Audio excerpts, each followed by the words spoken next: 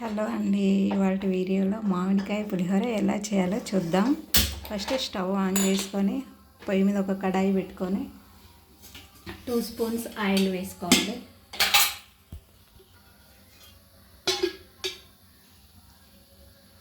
తిన్నాక ఆయిల్ అయ్యాక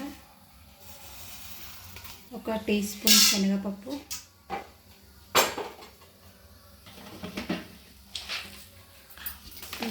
కొన్ని పల్లీలు,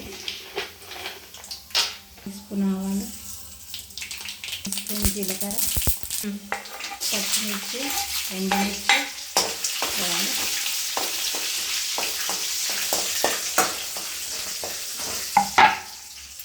ఇందులోనే కొద్దిగా కరివేపాకు, కొద్దిగా పసుపు వేసుకోవాలి.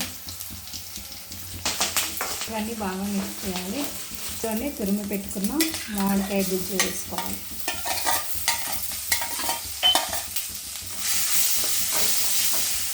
ఇందులో 1 స్పూన్ సాల్ట్ వేసుకోవాలి.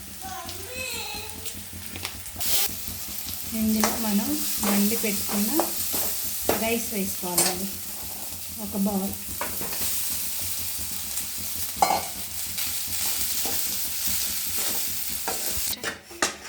స్టవ్ ఆఫ్ చేసుకొని ఇది కంప్లీట్గా మిక్స్ చేసుకోవాలండి బాగా.